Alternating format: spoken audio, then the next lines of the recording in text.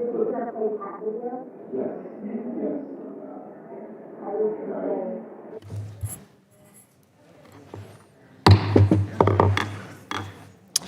Subcommittee on Early Childhood, Elementary, and Secondary Education will come to order. I note that a quorum is present. Without objection, the chair is authorized to call a recess at any time. Good morning. Artificial intelligence has been advancing at such a rapid pace in recent months, weeks, and days that by the end of this hearing, anything we say this morning will probably be outdated. That's perhaps a slight exaggeration, but it is the essential reality. Leading labs continue to put out new models each week, shattering benchmarks, demonstrating incredible capabilities, and pointing towards still greater advancements ahead. Indeed, there does not appear to be any limit to this progress in sight. This rapid acceleration towards the future has brought a host of anxieties, not least of which is geopolitical. At this moment, America holds a clear but precarious AI advantage.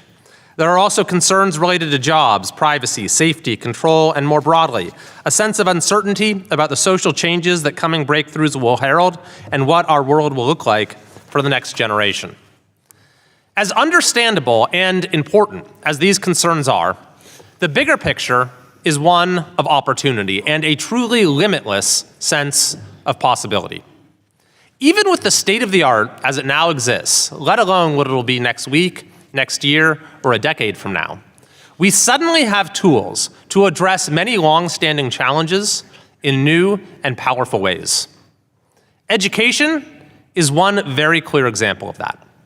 I'm a former high school teacher, and I believe one of the greatest failings in our country's modern history is the way millions of kids have been deprived of a decent education. Our school system has shameful achievement gaps, nowhere more so than in my home state of California. Owing to the neighborhood they were born into, far too many young people in this country are not receiving the education they deserve and are robbed of the opportunities that a quality education provides. Meanwhile, the educational attainment of the country as a whole has been on a sharp decline. AI can change that. It has the potential to give every child in America a richer educational experience than any child in America had just a few years ago. It can give every teacher in America a greater ability to reach students than any teacher did in the past. It can empower parents to follow their child's progress and guide it accordingly. For a glimpse of this potential, here's a short video.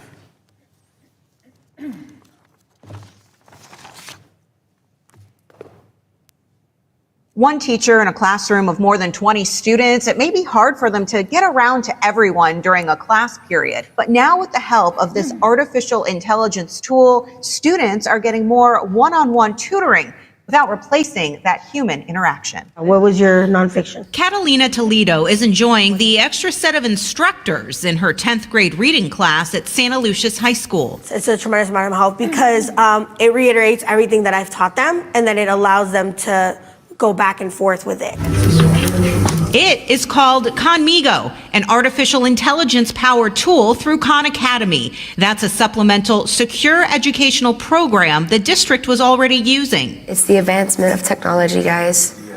We're living through it. Students like Tiffany Chofie are among the first to use this virtual tutoring program, giving her individual attention. It doesn't give us answers at all. Actually, right now, it's asking me questions about the story, and he's like, oh, what would happen next? Instead of like throwing the answer at me, he's like, let's figure it out together. Let me see what you got. Toledo says diving into the world of AI can be scary and overwhelming at first. She doesn't worry about a computer taking her job, but knows it's part of the future, so better to use it in a controlled environment. The kids are going to utilize the things that are out there. So I feel like if they're able to utilize it with us, then it's better because we can monitor it. She says it can also give students more confidence who may not feel comfortable raising their hand in class. It helps answer like different questions that I'm like concerned about, and like if I'm like worrying about how to spell a certain thing or how to do a certain thing, it'll answer it right away instead of having to wait for your teacher when they're busy with other students.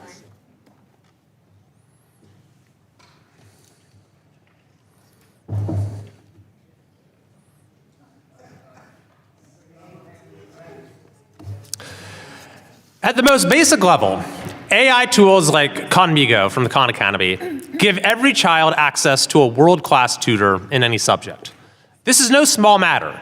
Studies have shown that just a year of high-dosage tutoring can add up to a full 2 years' worth of additional learning gains. Yet, this is a very special kind of tutor, one that's available any time of the day for unlimited amounts of time, and that can't be stumped by any question. It's a tutor that is thoroughly familiar with a student's strengths and weaknesses and baseline knowledge, enabling personalized instruction that compels critical thinking without giving away answers. Perhaps best of all, this tutor is low cost or free. For most of history, access to this kind of personalized instruction would have been completely unthinkable. Yet AI has made it commonplace. These tools can customize the learning experience for each student, adapting their content, pace, and learning style to the student's performance and preferences. They can also bring learning to life in new and dynamic ways, learning physics from Albert Einstein, or engaging in a dialogue with a fictional character when studying a work of literature. We're already seeing AI widely adopted by students in limited ways. Nearly 50% of K-12 students use ChatGPT at least weekly. Of the students who use AI, 35% frequently use it to summarize information, 32% to generate ideas for assignments, and 26% to get initial feedback on their work. So the question is not whether students will use AI, that's already happening.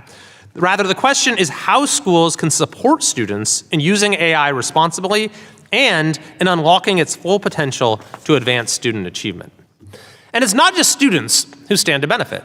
AI can empower teachers and school leaders to fulfill their vision for their classrooms and to connect with students in the highest impact ways.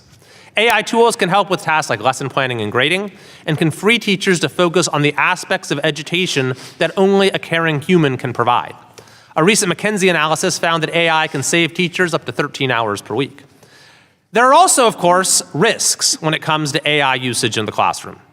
Recent studies show the ready availability of chatbots has proven an irresistible temptation to many students. Nearly 40% of middle and high school students admitted they used AI without teachers' permission to complete assignments, according to a survey last year. Now, while outright cheating is certainly a concern, the bigger challenge is to be vigilant in assuring AI never becomes a shortcut to avoid engaging in critical thinking, formulating original ideas, and persevering through challenging content. Student privacy is also a crucial issue. District leaders must be thoughtful about the data that gets collected and vigilant about securing that data. We'll hear testimony today about how district leaders and administrators can use AI responsibly without endangering students' rights. And finally, we must be mindful of excessively absorbing students into digital worlds. The negative effects of smartphone use for young people have become impossible to deny. And the last thing we want to do is compound this problem. I suspect the most successful approaches to AI in the classroom will assure human interaction remains fundamental to the educational experience. None of this, I should add, is a call for new mandates at the federal level. Quite the contrary. Education is fundamentally a state and local issue, and the best education solutions emerge when school leaders and teachers are given flexibility to do what's best for their students. This is especially true given the infinite variety of ways AI can be utilized in the classroom and the rapid pace at which it continues to evolve. The purpose of today's hearing is to cast light on the enormous potential that exists. And we can continue to highlight outstanding examples of AI in education throughout the country, so best practices can be shared. We have an excellent witness panel assembled to give us perspective on all of these questions, and I'm looking forward very much to hearing their thoughts. With that, I'll yield to the ranking member for an opening statement. Thank you, Chairman Kiley, and thank you to the witnesses for being here today. I'm encouraged that all of the witnesses submitted testimony that recognizes the opportunities and the challenges of artificial intelligence in K-12 education. We are at a pivotal time in education, and the path we choose will determine whether we can equip students and educators with the tools, the critical thinking skills, and the knowledge they need to succeed in an ever-evolving, technologically driven world. Artificial intelligence is not in the distant future, it's in our schools right now. It's shaping how students are educated and how they learn. And although this is an exciting prospect, it also presents significant challenges, particularly regarding equity and regulation. Without a doubt, dismantling the Department of Education will exacerbate inequities and set us back as a nation. The Department of Education is not just a building. Through its programs, it plays a pivotal role in closing achievement gaps and helping to meet the goal that all students, including those in rural and low-income communities and including students with disabilities, have an opportunity to access high-quality public education. It is the Department of Education that helps level the playing field and provides critical resources that many districts are not able to afford without federal funding. Title I, for example, provides resources for schools with high concentration of poverty, a lifeline for the schools that need it the most. In fact, every witness here today mentioned in their testimony the importance of access, which is one of the main points of Title I. It's unclear what will happen to Title I, but without experienced implementation at the Department of Education, it's likely, assuming it survives, we will see support severely cut or limited, and the prospect of waivers to block grant Title I, which some Republicans are advocating for, is troubling because without accountability systems, we won't know if the dollars will go to the highest need schools, resulting in deepening inequities and academic gaps. It's also important to mention that the Trump administration cut funding for a significant portion of federal grants that support education, educator professional development, including the Teacher Quality Partnership. Thankfully, federal courts have ordered the administration to restore these funds. Professional development opportunities are crucial to equip educators with evidence-based teaching practices, as well as prepare educators on AI technologies and other necessary skills needed to educate students for the 21st century. It's no question that a loss of funding or inconsistent funding or delayed funding disbursement will disproportionately harm struggling low-income and rural schools and students. Without a robust and equitable funding system with a strong accountability framework, the digital divide will widen, technology disparities will mirror existing inequalities, and that will leave vulnerable students with fewer opportunities to benefit from AI-integrated learning environments or to learn proper guardrails surrounding the use of AI. During the 1990s and early 2000s, as technology was rapidly evolving, it was the Department of Education that led efforts to close the digital divide. Without federal leadership, we would have seen even greater inequities. Unfortunately, today, the Department of Education is still reeling from a significant reduction in force, including the elimination of the Office of Educational Technology. This office was instrumental in guiding schools on the safe and ethical integration of new technologies like AI, providing resources on data security and best practices. With the OET gone, we risk leaving schools and students unprepared for AI's opportunities and challenges. And related to the topic today, the massive chainsaw cuts to IES, the Institute of Education Sciences, is absurd. Research helps educators and policymakers make good decisions, and that's not something local school districts and states can easily replicate. Several states, including Virginia, California, and my home state of Oregon, have started developing guidance and policies about AI use in the classroom. But without the Department of Education's leadership, states are left to navigate this complex landscape on their own, which again creates inconsistencies and exacerbates achievement gaps. And we recognize that local schools and districts have the authority already to determine local decisions, whether it be teacher standards, class size, curriculum, that is local. But it is this federal investment in research and leadership that makes a difference. So as we grapple with the role of AI in education, we must equip students with the skills necessary to survive in today's society and economy. The jobs of tomorrow will demand proficiency in technology, including in AI. And without proper education, students, especially those from underfunded districts, will find themselves at a disadvantage, unable to compete in an increasingly globalized economy. But this issue isn't just about access to technology. It's how we use the technology. As AI is integrated into classrooms, we must be diligent so it does not reinforce existing biases or create new ones. With the department's staffing cuts and an overwhelming caseload, the Office for Civil Rights in the Department of Education, which addresses discrimination in schools through investigation, they're struggling to keep up.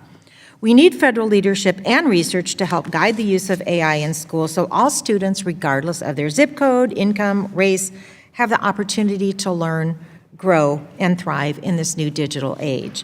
That's clear from the testimony of the witnesses today, and it's also clear that eliminating the Department of Education, and for that matter, the National Science Foundation and other research-based entities, is antithetical to that goal.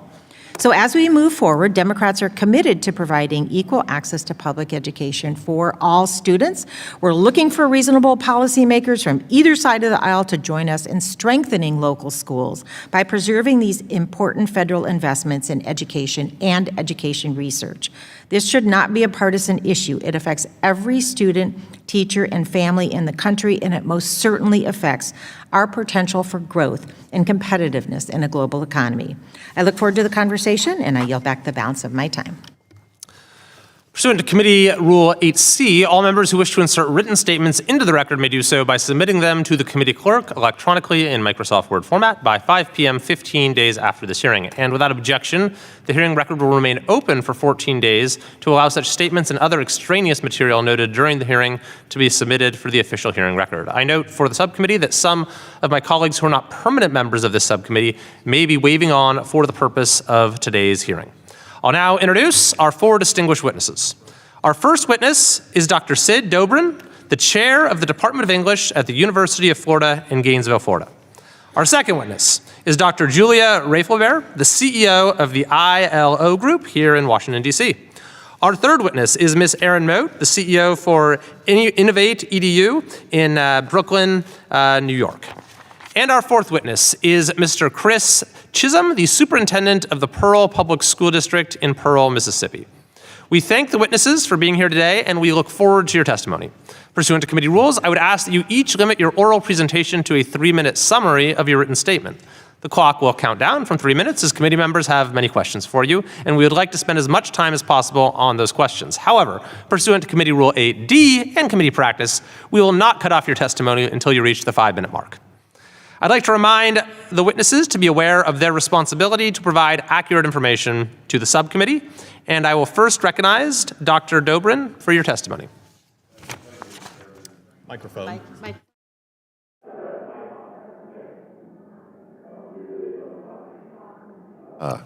We were not given technical instructions. So. Mr. Chairman, Ranking Committee Member, and distinguished members of the committee and others in attendance, I want to thank you first for the opportunity to speak with you today about artificial intelligence and generative artificial intelligence in education, specifically within K through 12 education. As noted, my name is Sid Dobrin. I am chair of the Department of English at the University of Florida, where I have been faculty for 28 years now. My primary focus of research falls to writing studies, specifically in terms of emerging technologies such as augmented reality, virtual reality, and artificial intelligence. I won't bore you with my other bona fides since you have them in front of you, other than to say over the last 2 years I've had the opportunity to speak to more than 70 campuses worldwide about integrating artificial intelligence into curriculum. And I have to tell you, I very much appreciate getting those invitations and the invitation to speak with you today, because it usually goes something like this. Hey, Sid, could you come talk to us about artificial intelligence and generative artificial intelligence and education in these massive galactic subjects? And could you do us a favor and wrap it up in 3 minutes? These are big, complex subjects. No matter what I say today, we'll only be scratching the surface of the conversations we need to be having. Since the subject of and research about artificial intelligence and generative artificial intelligence in the workplace is such a complex and extensive conversation, what I'm going to talk about now really is just sort of introductory. The introduction of generative AI tools like ChatGPT have marked a turning point in education. While many became aware of these technologies in November of 2022, the groundwork for AI education was laid much earlier. Initiatives such as the Artificial Intelligence for K-12 initiative, developed by organizations like the Association for the Advancement of Artificial Intelligence and the Computer Science Teacher Association, aimed to create national guidelines and resources for AI education. However, the rapid evolution of AI necessitates a broader approach beyond computer science alone. Today, integrating AI into K through 12 education is crucial for several reasons. First, technological advancements have made powerful AI tools widely accessible, and as was noted in the opening statements, access is a key conversation that we must be having. It's also changed how students learn to interact with information. It is not enough for students to merely consume these technologies, they must also understand how they work. This comprehension will prepare them for the modern workplace where AI is becoming increasingly integral. Incorporating AI literacy into curriculum fosters critical thinking and problem-solving skills essential for success in any career path. Employers are increasingly looking for candidates who can navigate complex AI tools, analyze data, and make informed decisions. By embedding AI education across subjects, we can equip students with these vital competencies, building a more adaptable, innovative workforce ready to meet the demands of a rapidly changing job market. Moreover, as we transition into an AI-driven economy, workforce readiness will hinge on our educational system's ability to prepare students for these new realities. We must ensure that our students are not just passive users of technology, but proactive participants who can leverage AI to enhance their creativity and productivity. Thus, in my comments today and in my written statement, I urge the committee to prioritize AI integration into K-12 education to prepare our students for the future. By doing so, we not only enhance individual career prospects, but also contribute to American innovation and economic competitiveness on a global scale, which I address in my written testimony.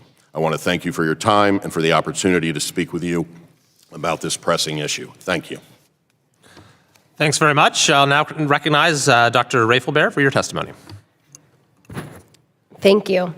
Chair Kiley, Ranking Member Bonamici, and members of the committee, thank you for the opportunity to testify today regarding the integration of artificial intelligence in K-12 education. My name is Dr. Julia Rafelbehr. I'm the CEO of ILO Group. We are a woman-owned, woman-led policy and strategy firm. We work with over 200 districts and states nationwide. Our work impacts 1 in 3 students in the country. I'm also the founder of Women Leading Ed. We are the largest national nonprofit network for women in educational leadership. We have members in every state in this nation. Today, I advise education leaders nationwide. I serve on multiple federal and national boards, including the National Assessment Governing Board. AI is rapidly becoming one of the most impactful innovations across all industries. It has the power to transform how educators teach, how students learn, how schools operate, and how prepared our future workforce will be to leverage emerging technologies. However, Women Leading Ed did a survey of hundreds of women across the country, and what we learned is that 81% of leaders feel that AI is significantly impacting their systems. However, fewer than 10% report that they have the adequate resources for effective and safe implementation. Given this reality, we must ensure that every student, educator, caregiver, and community member is equipped not merely with digital literacy, but with AI literacy. The 2024 Bipartisan House Task Force on AI rightly recognizes the importance of AI literacy and the need for resources for it. Our work has also found that to establish robust foundations for responsible AI usage, there must be meaningful and ongoing community engagement. Based on ILO Group's specific work on AI for the past 2.5 years, I offer you 3 specific recommendations for federal policy. First, the federal role should be intentionally limited. It should allow states and districts the flexibility and the autonomy to lead AI integration efforts that reflect their unique contexts. Given the rapidly evolving role and the nature of these technologies, decisions about AI literacy specifically should remain local rather than federally defined. Second, strengthening data security and privacy protections must be an immediate priority as AI adoption accelerates. Here, the federal government has an appropriate role to provide consistent cybersecurity and data guidance across all states and across all agencies. Education systems increasingly face sophisticated AI-enhanced cybersecurity threats, making standardized protections essential. Federal policymakers could develop a comprehensive data privacy bill that supports effective policies and best practices related to online safety and data privacy that are broadly disseminated to states. Third, the federal government has a critical role in funding research that rigorously assesses AI's impact on education. The federal government is uniquely positioned to research and evaluate where rapidly evolving AI tools enhance educational quality, relevance, and efficiency, and also to evaluate its risks and conduct cost-benefit analyses at scale. Federal support is essential for analyzing and sharing evidence-based practices and ensuring that educator and student privacy is adhered to. We recommend convening a White House Summit on AI in education to examine both the opportunities and these limitations. In conclusion, thoroughly integrated AI can transform educational outcomes, but achieving this is going to require careful planning, prioritizing deep stakeholder engagement, comprehensive AI literacy, and robust security measures. Thank you again for your leadership on this critical issue and for the opportunity to speak with you today. Thanks very much. I'll now recognize Ms. Moat for your testimony. Good morning, Chairman Kiley, Ranking Member Bonamici, and members of the committee. Thank you for the time and attention today. I appreciate the chance to address you about the state of AI in K-12 education. My remarks are shaped by decades of work at the intersection of education and technology. As a technologist and enterprise architect, I've been using AI and engineering technology for schools, including the charter school that I founded in downtown Brooklyn, for more than a decade. My comments today are informed by my experience working alongside state chiefs, district administrators, educators, families, communities through the EdSafe AI Alliance and Innovate EDU. The Alliance fosters collaboration and knowledge to prioritize student well-being and effective learning outcomes through the SAFE framework: safety, accountability, fairness and transparency, and efficacious use of AI in education. Though my most important role is that of a mother of 2 school-aged children. And like some of you and all parents across this country, I want to ensure that my children are safe, that they're known and cared for, that their data is safe, their teachers are supported, and they have a pathway to join a future workforce where a prerequisite for any career, from lawyer to doctor to plumber, will be about how you work alongside and manage artificial intelligence. Artificial intelligence is an arrival technology. Arrival technologies like electricity, social media, or the internet are massively disruptive and rapidly reshape how we teach, how we learn, how we live. Right now, AI's use is uneven and limited across school communities, with only about 25% of educators reporting that they have used AI in the classroom or even in their preparation.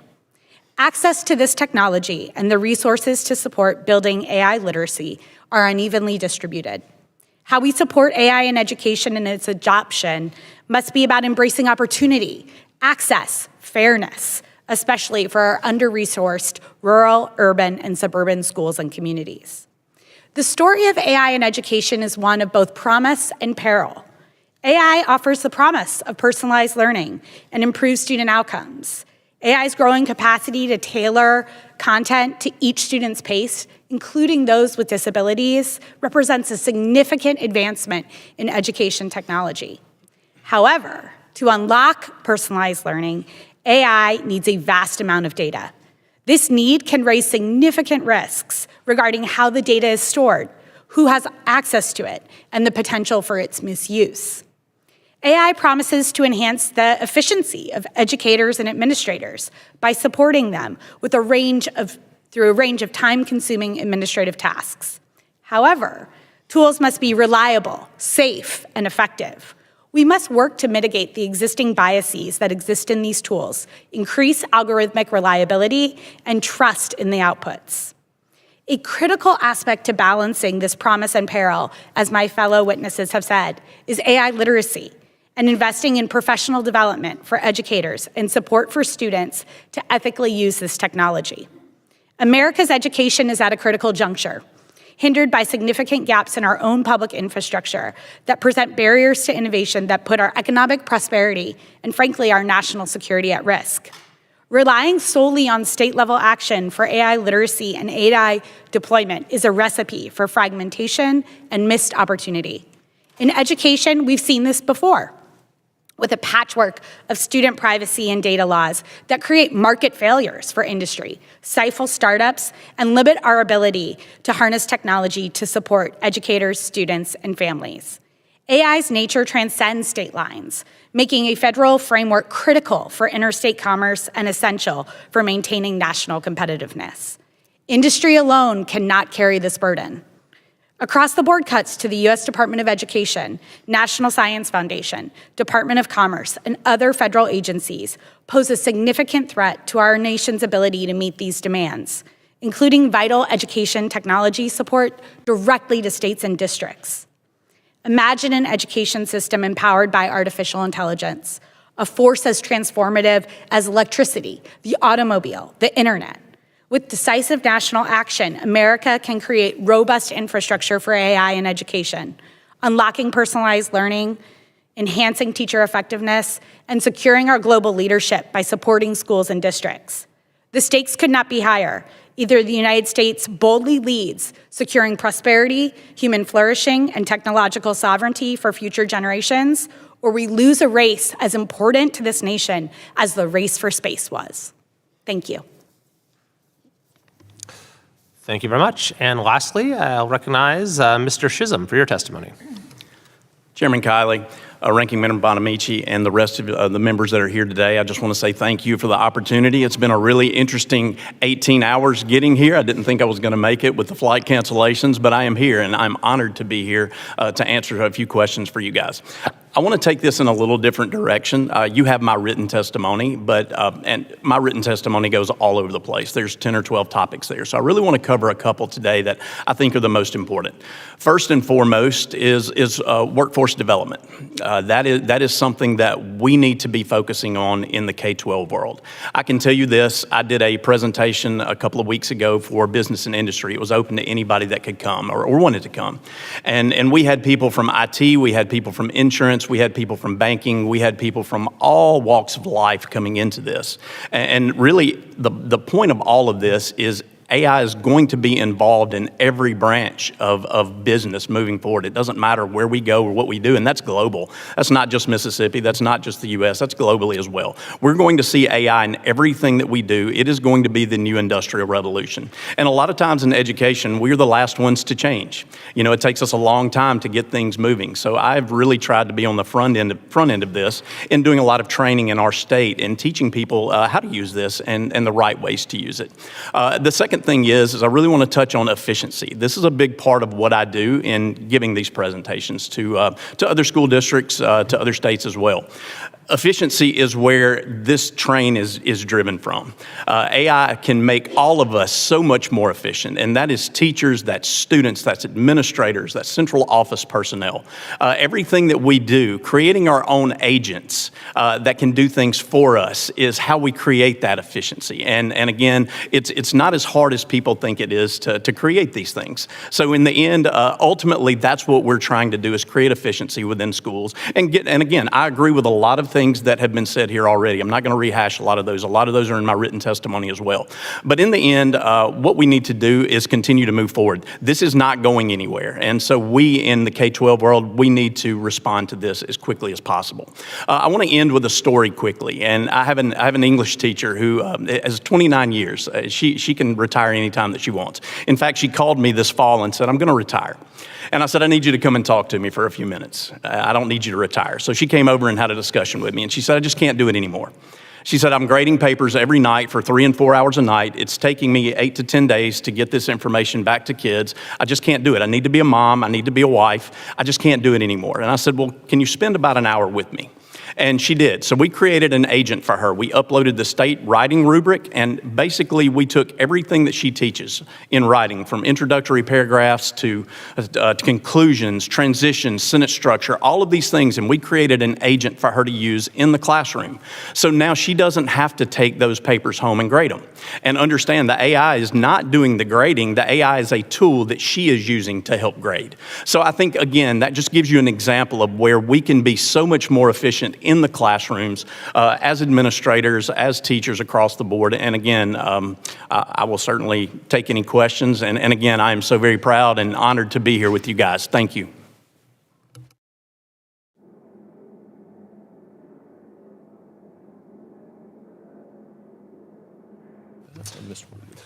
Under Committee Rule 9, we will now question witnesses under the 5-minute rule. And I'll now recognize Mr. Rulli for 5 minutes, the representative from Ohio.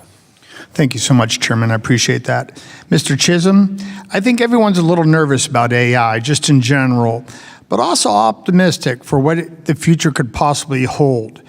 Could you share some of your stories with you about students and this tool and the ability to excel them as a student in America? Absolutely, I'm happy to do that. It really begins with the teacher, and again, I don't want you to think that I'm saying that we need to teach elementary and middle school students how to use AI. That's not what we're doing. We're really focused on kids that are in 10th, 11th, and 12th grade. And again, the idea is to teach them to use this, but also to teach them to use this in an ethical way. And in our trainings and the things that we do with teachers in training students, what we talk about are really two things. And that is if you can use this as the perfect assistant and the perfect search engine. You're using it in an ethical way. There's a big difference between having an AI program write for you and an AI program write with you. Those are two completely different things. And what we've seen, especially in the writing, I just gave you that example from that teacher, right? She can now do these things. What I wasn't paying attention to at the time, I was helping her. But what we're now doing, instead of writing a paper every 10 days, we're writing a paper almost every day. So again, and then this opens up other things, in some of our tech classes as well. It gives them new ideas and new ways to take this. And I think that is the power of AI, is the idea that it can give you ideas that you haven't thought of because it's got access to the full internet. So again, there are 1,000 stories that I could share, but that just gives you an overview of the direction that we're going and the way that we're using it. But I will tell you, it starts with the teacher. It starts with administrators and teachers. If they're not on board first, our kids are not going to use it in the right way. I really appreciate that. And, being a parent and also looking back in my own mind's eye, when you look at a subject like AI, it's a little contradictory in my own mind about the love and the hate and the scariness of it. I think, the idea that could cure cancer with AI and you could have these kids learn in ways they never possibly could. But do you have a little quick piece of advice for mom and dad that maybe are a little bit worried about the guardrails? Some of us were raised, watching the Terminator. And I mean, that's obviously, hopefully not going to ever happen. But do you have anything to calm down mom and dad? I get that a lot in every presentation I give, is there is a healthy fear, and I think we should have a healthy fear of it. I think for parents, it is the communication piece with their own kid, and it is making sure that they are also teaching good habits to kids with this. I think one of the scary things is and there are models out there that are completely open that have no guardrails, and I think that's one thing that scares me a little bit. You can actually go to Ollama.com and you can download any model that you want. Some have the guardrails taken off. If a kid is in the tech world and knows how to do this, that can be a scary proposition for a child. So I think, again, monitoring what your kids do and having good conversations on what good behavior on this looks like is no different than social media or using the internet in general. I appreciate that also. And finally, probably my most passionate question I have for you. I was on the school board for 8 years and I worked with students very closely. I was very hands-on approach, especially when I was the president of the school board. But I wanted to take focus on AI, and I want to concentrate on a IEP or a 504 plans are probably my top priority that I've always been in school, and I know a lot of moms out there and dads are worried about this. Can you talk about AI and the potential to help our students with disabilities and how exciting that could be for their future in learning? Oh my goodness, that's fabulous. My wife is actually the special education director in the district. So I've created several things for our teachers to use. And I think the best part of this is you can take a student's data. And again, this is something we may bring out at some point. We have our own AI server in the district, so we don't have to worry about FERPA laws. Okay, so we could take the students' assessment scores and we can match those to state assessments. And then we can use the power of these AIs to actually script an individual plan for that kid with a path to proficiency. So I think that's the exciting part about this. And literally that is done in 20 or 30 seconds. We upload a couple of PDFs, we tell it what we want it to do. I've already pre-trained this in the background to do what I want it to do. And in the end, it gives that kid a short-term, medium-term, and long-term plans that are developed around that individual child as opposed to just the entire classroom. So again, that's one of the things that excites me the most about this. And that could probably be even flipped onto like higher ed if you go to the university or whatever, because it's so individualized for that particular student. It could be a growing tool that child grows into adulthood with that, correct? Yes, sir, 100%. I don't think this stops at K-12. Honestly, I don't think this stops at college. I think we're going to see this moving into the business world. Knowledge is going to be something for everybody now, and I think that's what's changing in the world of AI. You know, we pay doctors lots of money, right? But now everybody's going to have access to this specialized training that they've had for years. So again, I don't think it stops in K-12 and college. I think that rolls right into adulthood as well. How exciting. Thank you. I yield my time back, Chair. Thank you very much. The ranking member, Ms. Bonamici of Oregon, is recognized for 5 minutes. Thank you, Mr. Chairman. Ms. Moat, we spoke about the Trump administration's plans to dismantle and abolish the Department of Education and what that would mean to not only the K-12 system, but institutes of higher education, informed policymaking, civil rights, et cetera. So could you summarize what, in your opinion, from your work as a technologist, what would dismantling the Department of Education mean for students and our locally driven public education system, especially regarding the use of AI in K-12 schools? And then I want to have time for another question, too, about professional development. Absolutely. Thank you so much. I think we have to recognize that, as you shared in your opening statements, conversations about curriculum, conversations about what's happening in the classroom are inherently a local context. But the Department of Education provides critical support to districts across this country and resources, particularly around education technology. There are over 13,000 public school districts in this country. Not all of them can have a Mr. Chisholm who builds his own AI server. They need cybersecurity expertise. They need interoperability and privacy expertise. They need the ability to pick up the phone and call someone at the Office of Civil Rights and ask questions about whether or not the use of this tool is within the bounds of the law. We can't expect that expertise and capacity to be built in every school district in this country. And so if we remove those supports, if we remove the critical research and development function about what works for whom and under what conditions at the U.S. Department of Education, I worry that local schools and districts won't actually be empowered to make the decisions that they should be making about what's taught, what tools, and how we support educators and students throughout this country. Thank you, and I'm sure everyone here recognizes the importance of professional development, and educators have various levels of skills when it comes to technology. So I want to ask you, you noted in your testimony at one point that there was a risk of over-reliance on AI that may in fact diminish critical thinking and creative problem solving. I also want to just acknowledge Dr. Durbin said something about the importance of the most sought after skills: communication, critical thinking, problem solving, teamwork.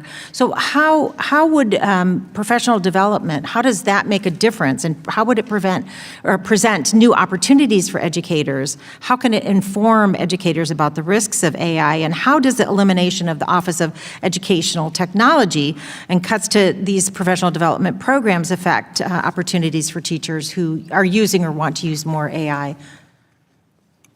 So I'm going to introduce a critical concept, I hope, to this committee called humans in the loop in terms of technology. This is the idea that when an IEP is generated by AI, there's still a special education teacher or a special education coordinator who's looking at that IEP and saying, does this match the student that I see in front of me? AI is never going to replace the fundamental human enterprise that is education. So how do we equip every teacher with the necessary literacy skills to work alongside this technology, to be stewards of minor data, to protect data privacy and security, to choose the right tools, and to stay engaged in this technology? We can only do that if we support AI literacy and professional development for educators throughout this country. Let's be honest, when I was running my school, I had a lot on my plate. Frankly, teachers have more on their plate today than they did when I was running my school in Brooklyn. There are challenges with youth mental health. There's ways to meet the workforce demands. There's questions from parents. There's increased need to close academic achievement gaps. We need to be able to support educators and not just add another thing to their plate. They need the learning, they need the skills, and they need the understanding of this technology if we expect them to adopt it for the efficiencies that we're talking about here today, the personalization, but also the ability to move forward. Thank you, and you mentioned data security and privacy, key issues. I also serve on the Committee on Science, Space, and Technology, and was a member of the bipartisan Bipartisan AI Task Force. And I hope everybody in this building is listening to all of the testimony here today, where everyone is emphasizing the importance of data security and privacy. And I hope that we can get that done on a bipartisan basis. In my remaining few seconds, I want to ask Dr. Rafael Behr, you talked about the importance of federal research. Where have you seen the most beneficial research being done when it comes to artificial intelligence and education? I think the role of federal research is absolutely critical. Federal research helps to signal what is important. It provides at scale an ability to look at whether things are truly relevant, under what conditions they're working, and whether or not we're getting the kind of return on investment that we would expect from that level of research. And where are you seeing that research? The beneficial research, what agencies have been doing that? What agencies at the federal level Yes. are doing that? I think you have a number of different agencies on the federal level who've been doing strong research. I think for states, it's about the signaling that the federal government does in putting out that research and being able to stand behind that research. Thank you. And as I yield back, Mr. Chairman, when it comes to artificial intelligence, I always have 5 hours of questions, and I only get 5 minutes. So.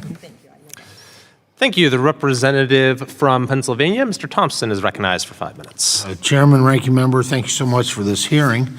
First of all, Ms. Mood, I want to say I couldn't agree with you more. I mean, AI is incredible opportunities, but it doesn't replace our teachers. It makes them more effective. And AI without either HI or RI, human intelligence or real intelligence, it's just not going to get it done. It may mislead us. So, as we've heard today, artificial intelligence presents a unique opportunity to rapidly advance the educational landscape for students with disabilities. In just the last 2 decades, we've seen enormous growth and success of assistive technology in aiding these students. And I believe AI presents the next frontier in helping to ensure all students have access to a high-quality, appropriate education that best fits their abilities. Maybe that's why we haven't gotten around to doing our job of reauthorizing Individuals with Disability Education Act. You know, because with this new frontier, we could be taken into consideration as we actually do the reauthorization of IDEA. It's long overdue. Dr. Rafael Behr, I know AI is making possible the development of new screening tools and assistive technology such as screen readers. Given your previous experience as a special education teacher, and thank you for doing that, could you talk more about the benefits AI adoption might have for students with special needs? Yes, thank you for that question.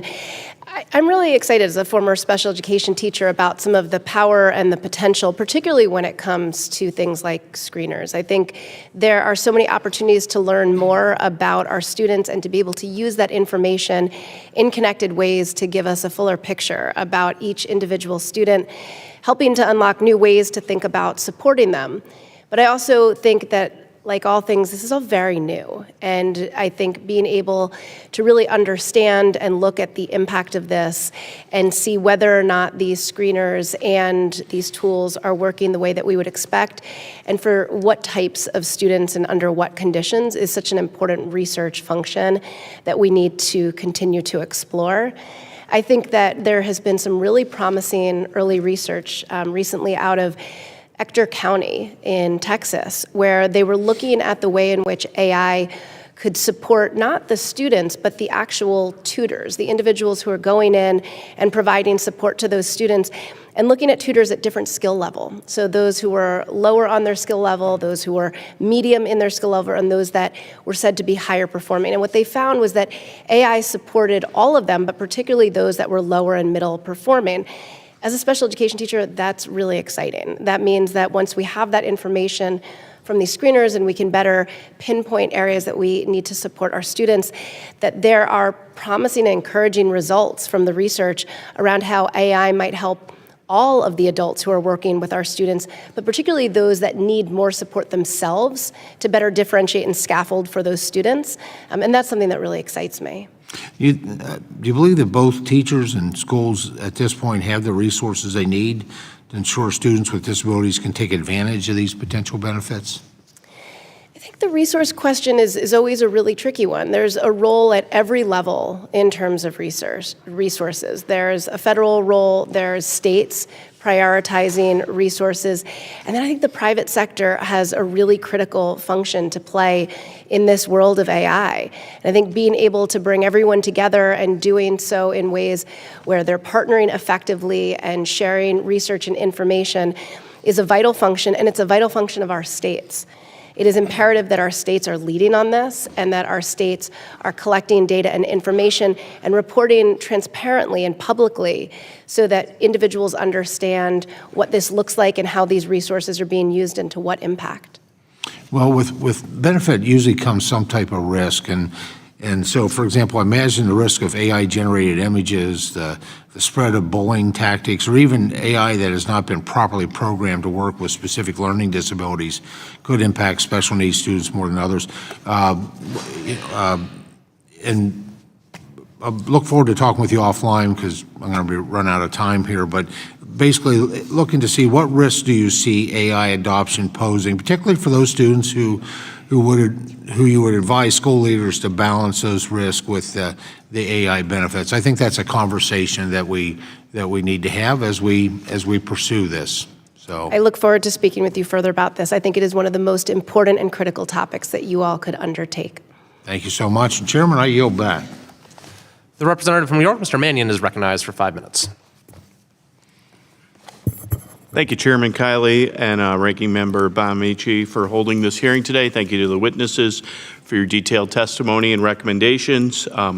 AI holds potential in the classroom and outside of the classroom, and it can improve, I believe, K-12 education and be an important tool for teachers that utilize it, particularly as it relates to students entering the workforce. I, of course, share the same concerns of many members of this committee that we must be thoughtful in our approach and that the opportunities that come with AI also come with a variety of risks. As we further integrate AI into the classroom, we have to ensure that it supports and not supplants the essential roles of teachers and the broader purpose of education. As a former teacher, I believe that it's much more than academics. It's about developing well-rounded individuals that can think critically, constructively engage with their peers and communities, and successfully navigate an ever-complex world. My question is for Ms. Moat. Your testimony mentions a common concern about AI that, if not used properly, may negatively impact students' social, emotional development. Could you elaborate on that, please?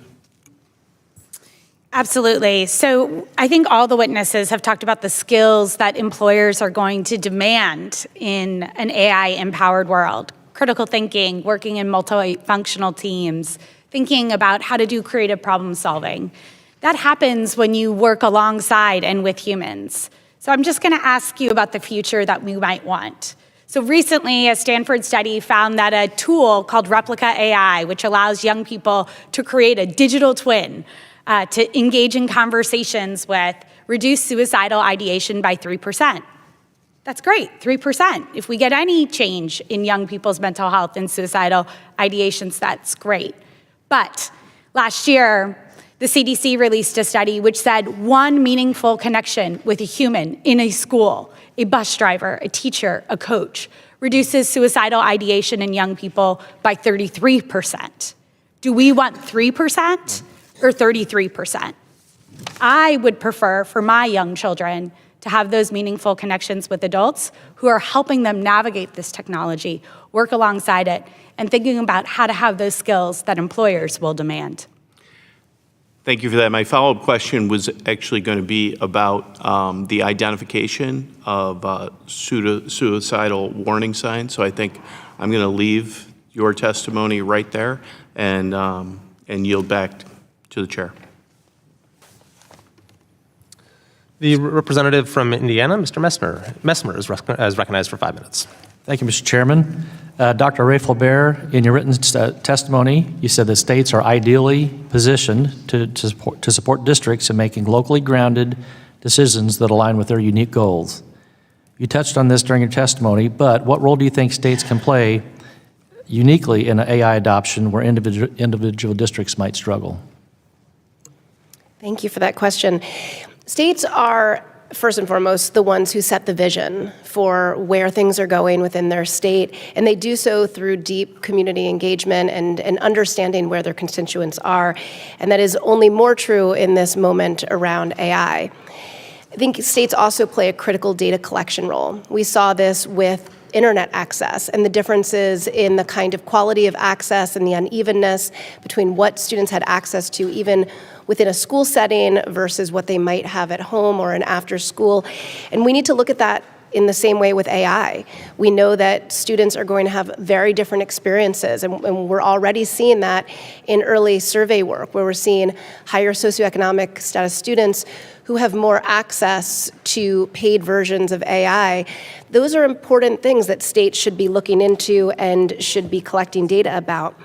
The second area that we suggest in ILO Group's framework for state education agencies is the concept of an AI assurance lab. We think states are uniquely positioned to set up a lab that creates public transparency around what tools are being vetted by scientists and researchers from within the state, thinking about bringing task forces with other representatives on it, including having parents and caregivers a part of those labs, and not just doing the approvals on the front end, but also rigorously and often doing more research on the outputs of tools that are approved can help to give people more confidence and just understanding about all of this, and we think is an important role that states can play.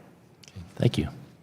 Dr. Dobrin, you mentioned that about 25 states have or are developing official guidelines and policies for K-12 AI education. On the whole, do you think these states are rising to the challenge and giving the districts the information they need, or do these guidelines lack specificity and clarity? Thank you for that question. In regarding what different states' legislation, like I had mentioned in the written, there are about 45 states now that are considering AI. Most of those are not directed specifically at education. However, the trickle down will inevitably be that will affect education. The thing that I think that comes out clear, and I can point to yesterday's Florida Senate discussion in the Commerce Committee about AI, is that the majority of these states are focusing on further research, which is, as my panelists other witnesses have noted, that's the important part at this point. We need more data before we make these decisions. So those states that are beginning to really look at what AI deployment looks like, both in workplace and in education, they're the ones who are going to lead that conversation. Have there been pretty robust collaborative efforts between states that you've seen? I honestly don't know how states are talking to other states. Okay, thank you. You'll back the rest of my time. The representative from Connecticut, Representative Hayes, is recognized for 5 minutes. Thank you, and thank you to our witnesses for being here today to testify. Advanced instructional technologies can be transformative, enhancing both teaching and learning. However, any implementation of AI technology in the classroom should maximize both safety and privacy, while also advancing equity and fairness. Ms. Smote, recently the Office of Education Technology, or OET, at the Department of Education was eliminated as part of a reduction in force at the agency. OET played an integral role in developing and implementing policies and initiatives on education technology. What has been the role of OET, and how has this office assisted states in the implementation of AI technologies in the classroom from your perspective? Well, I think it's important to name that OET really puts out guidelines and really best practices for states and districts to follow, providing that necessary expertise and knowledge that frankly would be impossible for there to be an AI expert in every district to be able to do. Ways to communicate to parents who say that their schools right now aren't communicating with them about AI. 83% of parents have said in a Common Sense survey that they haven't heard anything from their schools about generative AI. As a parent, we know that we need to be working alongside our educators to provide that critical guidance. But I want to talk to you about something very quickly, which is a foundational layer of data privacy, security, and interoperability, which every technology needs, whether it's AI or it's cybersecurity. From 2002, from 2022 to 2023, there was a 105% increase in known ransomware attacks against K-12 and higher education institutions. State and local cybersecurity grant programs were provided not only by the Department of Education, but also by CISA and other entities that provided critical support for not just AI, but technology as a whole. Without that guidance, without that knowledge, without that expertise, states and districts will have to navigate this changing technology on their own. Thank you. I appreciate that. And to your point, it is very important. This is something I've been saying all month, that people understand the role of the Department of Education in providing frameworks and guidelines. These things are implemented at the local level, but in many districts, they don't have the resources or the knowledge or even basically the skill set to pursue aggressively emerging technologies and things like that, especially in a field that is moving as quickly as AI. Earlier this month, the Department of Education eliminated half of their staff. Additionally, President Trump signed an executive order calling for the dismantling of the department. Ms. Moat, again, how does the elimination of OET and the calls to dismantle the department entirely impact the role of the federal government in supporting access and deployment of safe AI technologies in the classroom? Well, I think everyone here has talked about access and how important it is for us to be thinking about access. And so I want to think about the role of the essential frameworks and connectivity that have powered our communities and the ability to use that technology. The U.S. Department of Education has provided that support. The U.S. Department of Commerce has provided that support. CISA has provided that support. We talk about the need for states to be able to drive connectivity, to drive access, but they wouldn't have been able to do that without universal service funds. They wouldn't have been able to do that without the Digital Equity Act, Title II, Title IV dollars in order to lead professional development. So if we really want there to be the type of infrastructure that allows all students to thrive, we need to invest in institutions that can provide that capacity. Thank you. I appreciate that, because I can tell you, even within the school district where I worked in my school, our computer and technology classes were taught by teachers, not practicing professionals in the field. So the ability to have outsiders come in with additional support or professional development, which is something that the Department of Education provides for school districts across the country, is not only critical and fundamental, but it is necessary, especially when we're talking about something like AI, where the technology is advancing so quickly. The safety of our students has to be a critical focal point. I don't have much time, but I'm going to ask a question. If maybe you could submit the answer for the record, that would be great. Absolutely. But just some ideas on what local school districts can take, steps that local school districts can take when vetting AI technology to ensure that student access is tailored to educational content and improves engagement, but also does not allow disruptions in learning or many of the other things that we saw. Thank you, and with that, I yield back. The representative from Utah, Mr. Owens, is recognized for 5 minutes. Thank you. And I want to first of all thank the witnesses for participating in this very timely use of AI in education. If we want our children and our education to be at the forefront of the world, we need to start adapting the latest technologies for the use in classrooms in a safe and responsible manner. And I look forward to, again, talking with the witnesses about this. It's probably one of the more important conversations we're going to have in a bipartisan way. Dr. Dobrin, one tricky aspect of AI adoption in schools is assessing the cognitive impact. You mentioned that further research might be helpful to understand how AI-generated content and automated problem solving might affect students' ability to think critically. And that highlights a real concern. While it's obviously a rapidly growing field, how does research base tell us so far of AI's impact on critical thinking, and what type of additional research would be helpful? Thank you for that. And yes, indeed, that, as other witnesses have said, research right now is one of the keys. And what we don't have regarding cognitive development right now is long-term effect research. And we have data that both shows the improvement in critical thinking and problem-solving skills when AI is in use, and we also have data that also shows that some students are turning to the technology to do the work for them.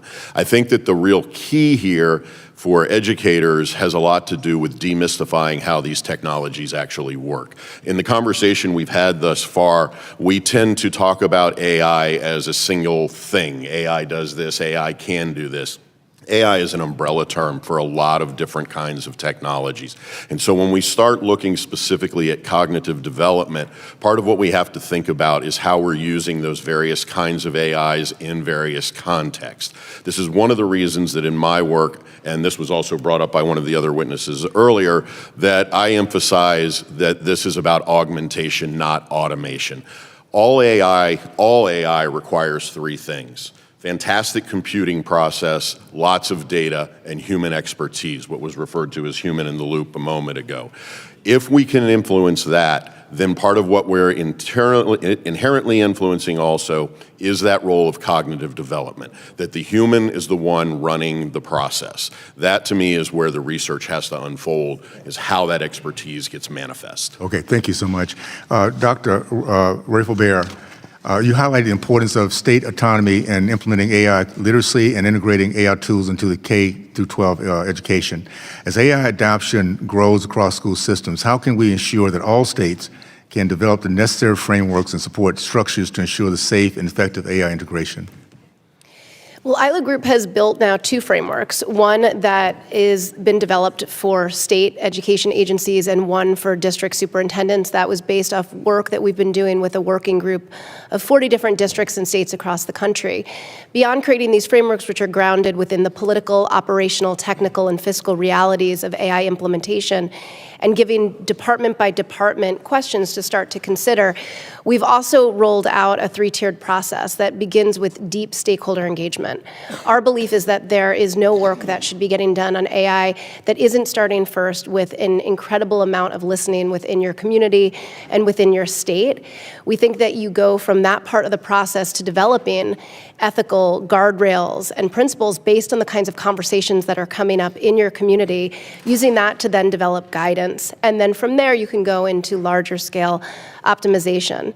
I think what ends up happening so often, though, is that states start to feel pressure, and in turn, districts start to feel pressure that they need to do something. They need to show that they're being responsive.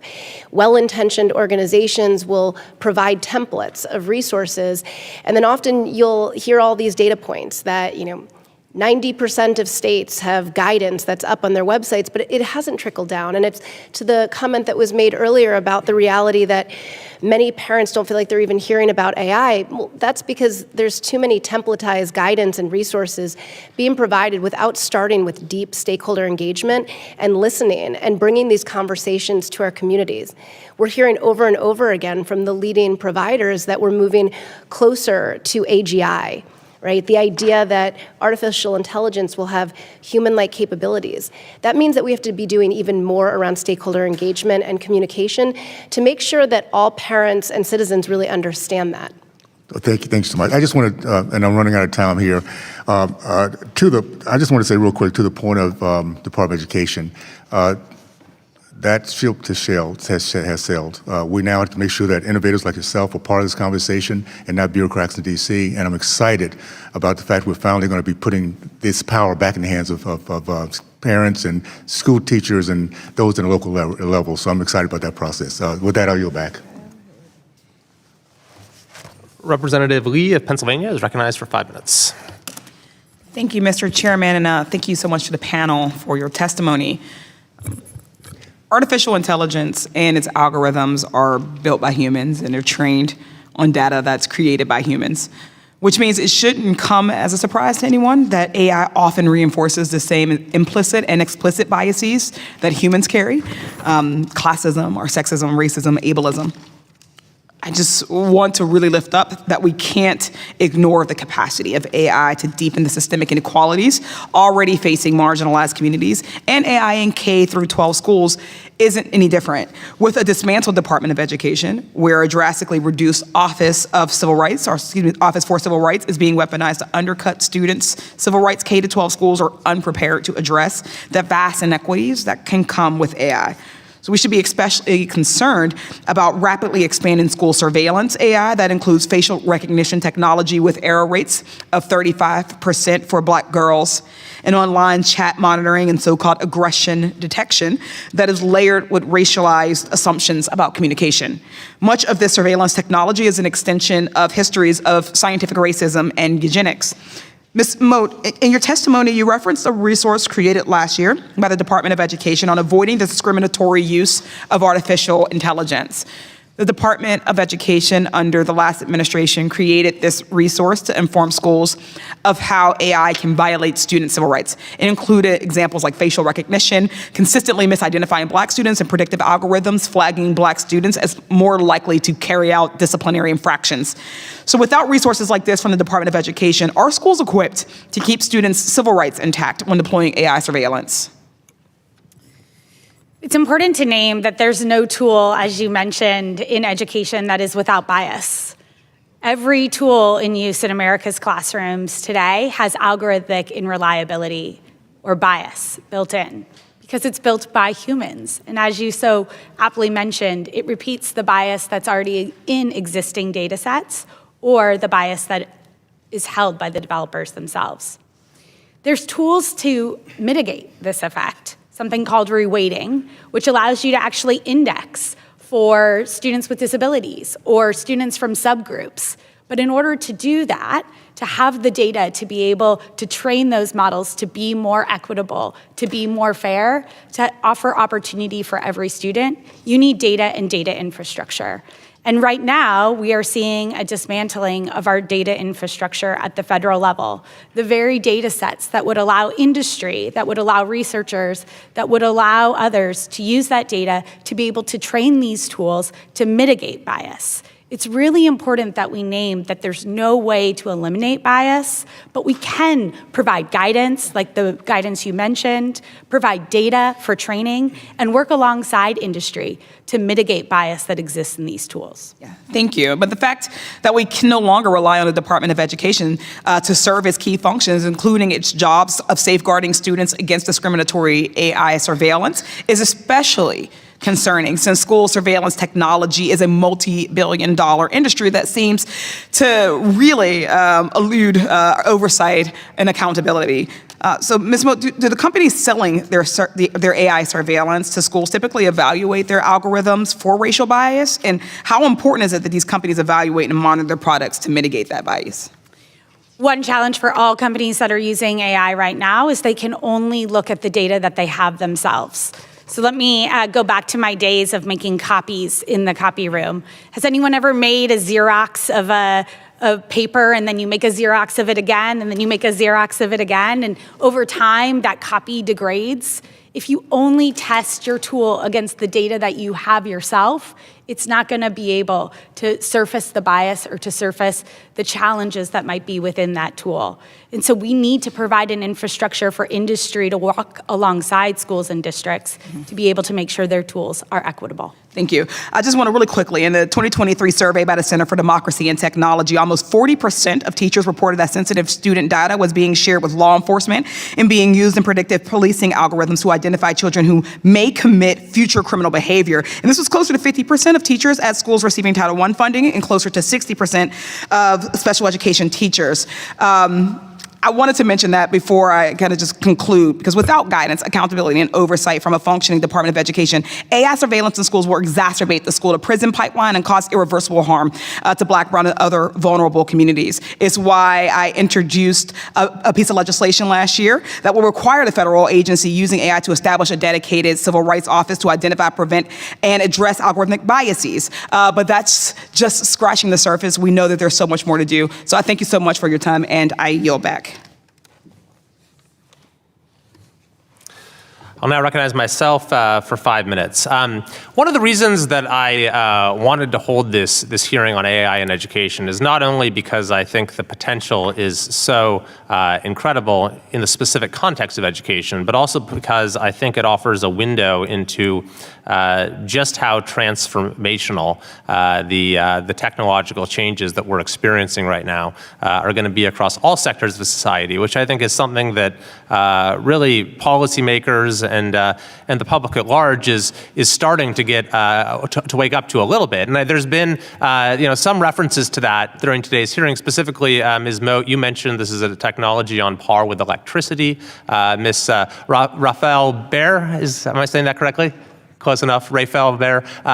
You mentioned that the leading labs are increasingly talking about the arrival of AGI, artificial general intelligence. So I wanted to give each of you a few moments to expound on those ideas.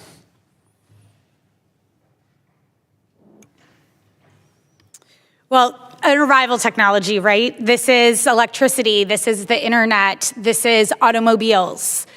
You used to have to pick up the phone and call a dispatcher to call a taxi. Now you can do it from your phone. And so arrival technologies displace workers.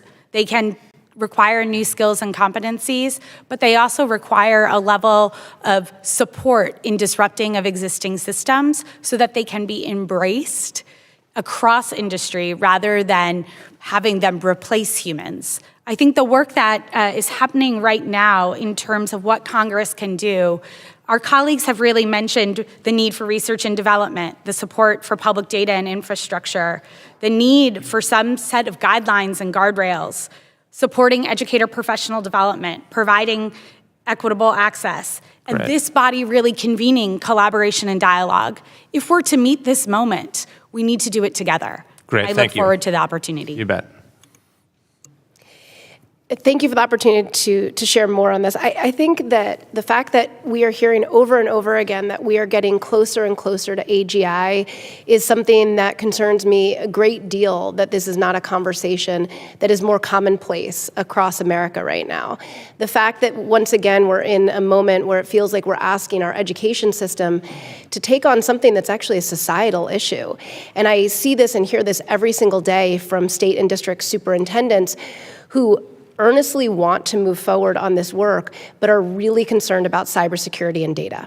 They need to have far more expertise, and that is a critical role of the federal government. That is a critical role of a role like a national cybersecurity director who should be helping to make sure that we have the safest systems possible around cyber and data, so that states and districts can do their correct role, which is to lead these conversations locally and to make sure that they have visions around artificial intelligence and the kind of workforce upskilling that's required that matches their local context and their local needs, with them being able to take off their plate this level of expertise and oversight around keeping their systems cyber free in terms of cybersecurity issues. Thanks very much. And Mr. Chisholm and Dr. Dobrin, I wanted to, if we had time permitting, to pose a question to you as well. There's been a lot of discussion about further research that's needed, some of which has already happened. If you could pose one kind of urgent research question when it comes to evaluating the effectiveness of certain AI tools, what would it be? Like, one possibility for me would be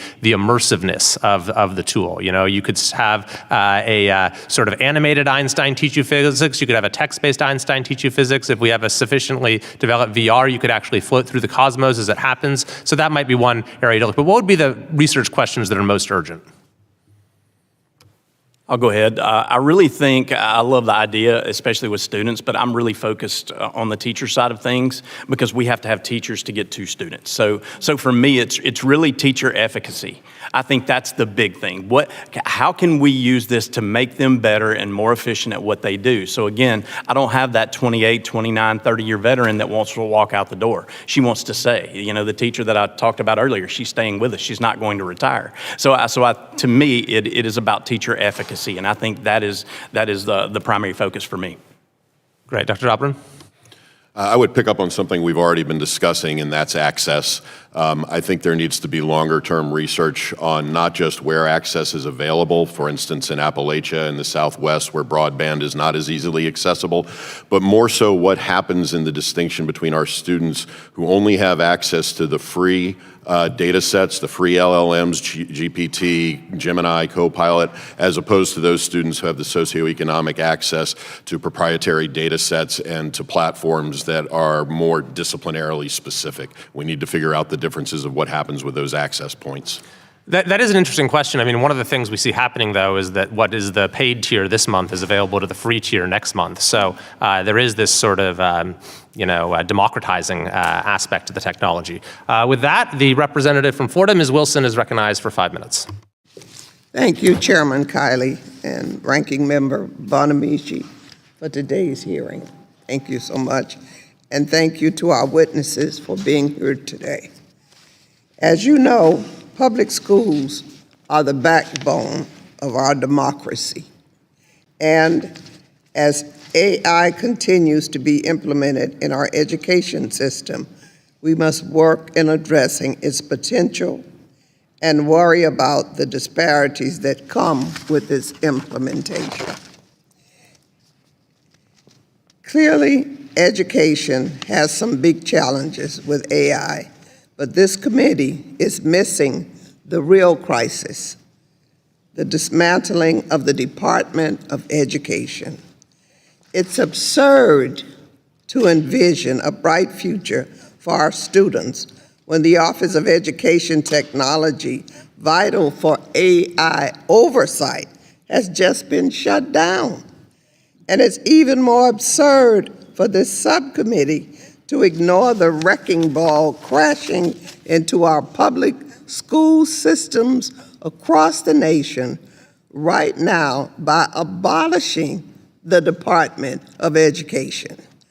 This is like worrying about the ship's Wi-Fi access while the Titanic is sinking. With this, I have a few questions. Ms. Note, can AI work without human input? And what are the consequences of gutting the very workforce responsible for ensuring AI is used ethically and effectively? So can AI work without human input? No. And in fact, generative AI and artificial intelligence systems have to be trained on both our responses and the data that's being used. Now, let's just talk about what happens when we take away data that could be used to train these systems effectively alongside humans. Right now, we're seeing families lose access to information on the college and career scorecard, being able to make critical decisions about what's happening or what choices they make with the loss of IPEDS data, or the loss of EdFacts data, where if you're moving from one community to the other, not being able to know the quality of your schools or how to compare one school to the other.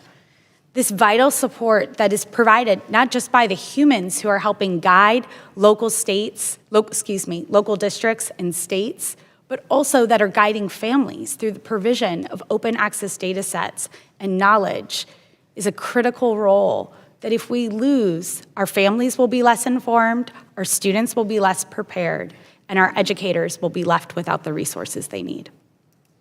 Amen. Ms. Note, with the Office of Civil Rights being sidelined or weakened, how are students, particularly those from marginalized communities, supposed to ensure their rights are protected if AI tools amplify existing disparities? Because they will. I want to return to, I don't think an educator wants to harm a student, but they need to know about these tools. They need to know about the tools that are being used. They need to have research about what's the most effective tool in order to make the right choice for a student. Every educator in this country wants students to succeed. I know that because I meet them every single day. But they don't necessarily have the expertise to know that this tool or that tool is better, that the $99 edition of Conmigo is better than the free tutor. And they don't have the resources to make those choices and to navigate those deep, deep challenges that they have to meet young people. If we want to overcome achievement gaps, we need to make sure that our educators have the knowledge, expertise, and capacity to make the right choices for students alongside families. That can only happen when we have that knowledge, when we have that capacity, that data, and that expertise. Ms. Note, how do we prevent AI from becoming just another tool that benefits already advantaged and leaves behind the same Black and brown students who have historically been underserved and who have no computers? Thank you. I think equitable access is something every single witness has talked about. And so I think Congress needs to renew their investment in public connectivity infrastructure. They need to have targeted programs to ensure that all communities have access to the technology, the hardware, reliable internet connectivity, and the adequate technical support to benefit every community in this country. Thank you. I yield back. The representative from North Carolina, Mr. Harris, is recognized for 5 minutes. Thank you, Mr. Chairman, and thank you to all of you on the panel for the incredible testimony you've given today. I appreciated the opportunity to read through your testimony that was submitted to us prior. I have a couple of questions, and really the first one is going to be to you, Mr. Chisholm. Your written testimony mentioned that inaccurate or biased content is a big challenge with AI adoption. And as you pointed out, AI models are only as good as the underlying data that they're trained on, and that's what concerns me. Research from Carnegie Mellon University revealed that large language model bots trained on the internet since 2016 show more polarization than bots trained before Donald Trump's first election. In fact, the research also showed that bots trained from books were more socially conservative than bots trained through the internet or social media. There's in fact numerous examples of left-leaning political bias that shows up. When asked if a white Christian man should be ashamed, Google Gemini lists a variety of liberal buzzwords like systemic injustices and marginalized communities. When asked if a Black female lesbian should be ashamed, it says absolutely not. The free version of ChatGPT is unable to acknowledge Donald Trump as the current president and even says that Joe Biden is in the White House in 2025. Now, I point all that out, Mr. Chisholm, to come back to you as superintendent of a school district there in Pearl, Mississippi. How do you make sure in that role that your district's AI use doesn't amplify existing biases or spread false information? I think that's a fabulous question, and that's got a lot of answers to it. But I will tell you that some of the big companies are working on this. I mean, they do realize that some of that bias is built in. And in the end, I mean, there's going to be bias in every computer program that you create. So for us as a district, we have created our own server. So we get to do the training ourselves. So I think that's one big advantage for us. And I will say we've discussed equity as well. We are actually working with a huge internet company in Mississippi, C Spire, and we're actually working on trying to make our model available for all school districts in the state of Mississippi completely free. So we're working on that. So again, is there a way to script it all out? Absolutely not yet. But I think we're moving forward to that. So I think it's good training, and it's really it's good communication. It's people, when they see those things happen, is pointing those things out, and then we can go back and make adjustments to that model, even on our end, on our server. But I can tell you again, even using the models such as ChatGPT, they know that this is a problem, and they are working on it. I'm on a computer call with them about every 2 weeks with OpenAI. So this has been a discussion that we've had, and I don't think there's a perfect answer for it, but I do know that they are working on it, and certainly that's something that we will monitor 24 hours a day, because we want to make sure that the information that we get back is good. And I will also say, even using the larger language models like ChatGPT, if you're on the paid version, or even the free version of that, you can go in and script some of this out yourself. You know, if you tell it how you want it to respond, you tell it the websites that you would like for it to go to look for information. You know, I have that scripted into mine, so now I know where that information is coming from. So I realize that now that information that's coming back is not from Wikipedia.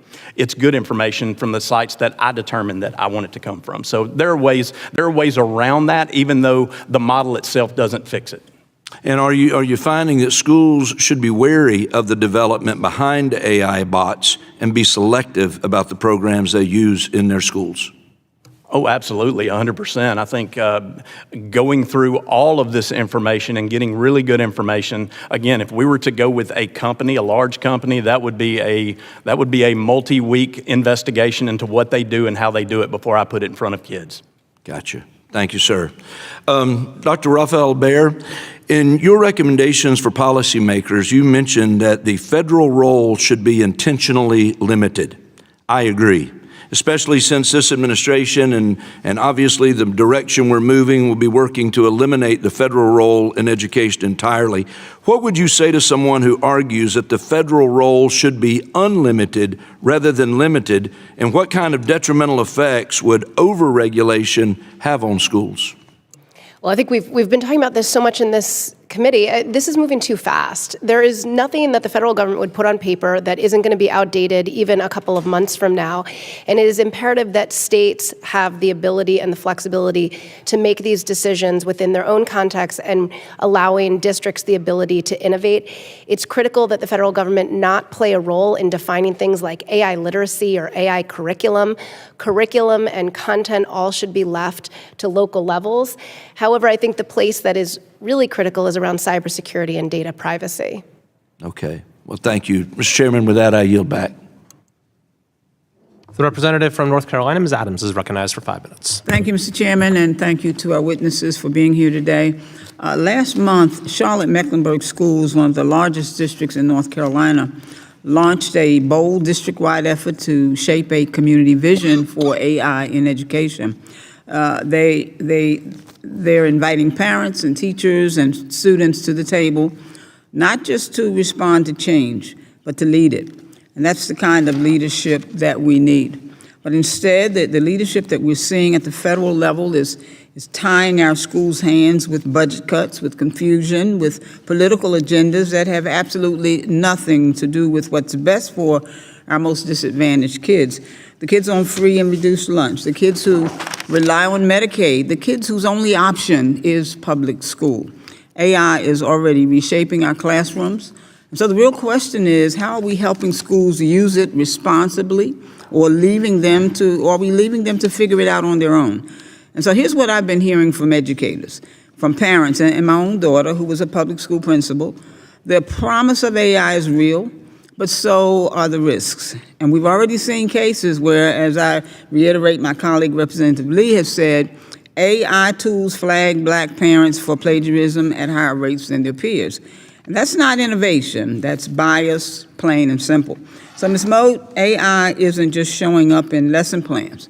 It's now embedded in how students are evaluated, how feedback is given, and how learning is tracked. And so how can schools ensure that AI tools are actually supporting equity? I know some people think that's a bad word. I think it's a good one. In classrooms, not reinforcing bias. And what role should the federal government play in setting guardrails to make sure that these tools serve all students fairly? Ms. Moat. Thank you. You actually offered the answer when you're talking about the great work that Charlotte-Mecklenburg is doing right now, which is building AI literacy with parents, with communities, with educators, and really putting students and parents and communities and educators at the center of the work that they're doing. You have to be able to ask questions of these tools. You have to be able to understand if the results that they're putting out from these models have inaccurate information or might not potentially have the right types of inputs. So if we don't build AI literacy in our educators, with our parents, and with our communities, we're not going to be able to use these tools to the best of their advantage. Well, thank you for your great comments about Charlotte Public Schools. They're wonderful down there at Charlotte-Mecklenburg. Our chair of our school board is sitting out here, and I'm happy to see her. But while Charlotte Public Schools are trying to move forward with innovation, we're facing real setbacks. Just last month, we lost over $5 million in federal grants, funding that helped high-need schools recruit and train diverse teachers. And those grants were simply cut because they supported DEI. I still think those are good words. But let's be clear. Students learn best from teachers who understand them, who reflect their communities. That kind of representation isn't a luxury in a district where students represent more than 175 countries. It's essential. Ms. Moat, we know AI is a powerful tool, but it doesn't replace teachers, especially not teachers who reflect the lives and identities of the students they serve. So what are the consequences of cutting off funding for programs that recruit and retain diverse teachers? Well, I think every member of this committee can say that we need to keep teachers at the center of the education enterprise. And so when we don't have teachers to serve the communities that they are from, when we don't have classrooms that are reflective of the communities that students are coming from, we know actually that that affects student outcomes. Research shows us that having a connection with an adult in school, not only, as I shared before, reduces suicidal ideation, but is the single greatest determinant of whether or not student learning outcomes will excel. So let me move on and talk about the data. So good policy depends on good information, but last month the Trump administration eliminated nearly $900 million in contracts from the Institute of Education Sciences, the research arm of the Department of Education. And that's the same office that helps districts and policymakers understand what's working and what's not. So Ms. Moat, how does cutting IES funding impact the school's ability to use AI responsibly and equitably? And could that data gap leave underfunded schools even further behind?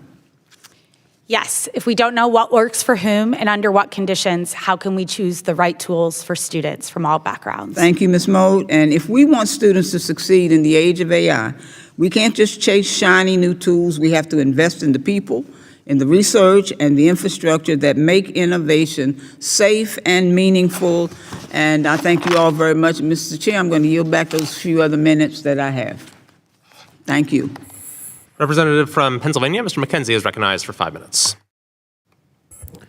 Thank you to the chairman, and I appreciate all of the testimony being provided today. A very important topic. Integrating AI into our education system has huge potential benefit for our students. I think we're all aware of, even right now in its early stages, what it can do to increase educational opportunity and customization for students. So a lot of benefit there. We are also talking about some of the elements that we need to be aware of to make sure that we protect privacy and security for our students. Great topics. But earlier, we heard from a number of testifiers about bias that can be built into the AI systems that are being incorporated into the classroom. And I think we're all aware that depending on who nurtures or trains the AI, they're going to end up putting out different results at the end of the day. Ultimately, I think what we want for our students is a maximally seeking truth AI. We want the truth to be provided to our students. So it shouldn't be a corporation, it shouldn't be a foreign entity that is maybe weighing in on the results that are coming from AI. It shouldn't even be a politician on this panel saying that we need to reweight results so that we get the accurate outcome that we want for our students. So how do we, and how should everybody, be thinking about what AI we are selecting, what actual critiques or reviews of that AI is being made available publicly when we see that bias or misinformation is being included in results, and how does that get communicated to the decision makers in school districts or local entities that are actually picking the AI systems? And I'll go first to Dr. Ray Fulbert. Thank you so much. I mean, incredibly thoughtful. I think there's a couple of layers to that answer. I think from our perspective, we think states having AI assurance labs is one place to be able to examine this. Having one place where the public has a level of transparency about how the model on the front end before it is approved for use, what it has gone through to be rigorously tested, but then in an ongoing way, looking at the outputs of the model, knowing that these models evolve over time as people are using them. But I think you're also hitting a larger topic that we've talked about a few times today about AGI. What happens when we get to a place where we are working alongside models that are doing things at the same level of humans, knowing that there's levels of bias within that. And I think that's where the importance of critical thinking and helping to really infuse in our students understandings about ethics and ethical considerations is such a critical role of our K-12 system. And to be able to make sure that we're bringing those conversations often into these community engagement sessions and thinking about this, because we'll never get rid of bias, but we can help to make sure we're shaping a generation of learners who deeply understands the power and importance of human relationship and when and where to use AI and under what conditions and how to evaluate those outputs consistently. I'll go to anybody else on the panel. Do you guys have any thoughts, or are there resources available where people can go and see which AI systems are actually providing, on a whole, collectively, maximally truth-seeking information? Because I think this is going to be a real challenge for everybody that is adopting this, to have this kind of decision made in a classroom. It's akin to selecting your curriculum or your textbooks. But at the same time, there is a lot less information out there right now about these AI systems. So how do you, as educators, see that? I think that's a fantastic question, and I want to reinforce what Dr. Rafael Behr has said. But I think there's a step back in asking that question. I think making the analog to textbooks is very important, because we're going to have to think about adoption in the classroom of various platforms in the same way we think about curricular adoptions of textbooks, both in finance models and in content models. But I think in answer to your bigger question, this is where the importance of demystifying these tools becomes critical. Because if we're going to move into the critical thinking position about having students be able to evaluate the information that's put before them, they first have to understand how those systems work, what an LLM does, where the data is pulled from, so that they can begin those evaluative processes. In other words, by demystifying the function of a generative AI tech, allows the student then to see the working model and understand these are now the questions I have to ask. As to resources for identifying which platforms are more viable than others, the first thing we have to acknowledge is that what we need is more research and development for platforms specifically designed for education.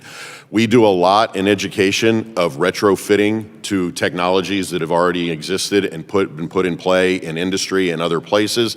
We actually need platforms that are designed for education specifically. This is why Mr. Chisholm's approach to having his own independent server and his own model is a very kind of forward-thinking model. So I think the demystification process is critical.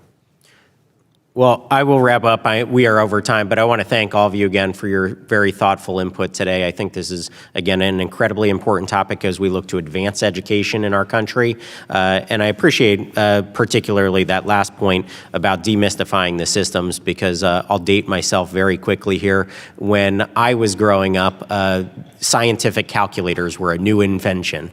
But at the same time, we were always trained to actually understand the fundamentals and the processes before we used the scientific calculators to get the answer in a quicker fashion. So thank you again, and I yield back.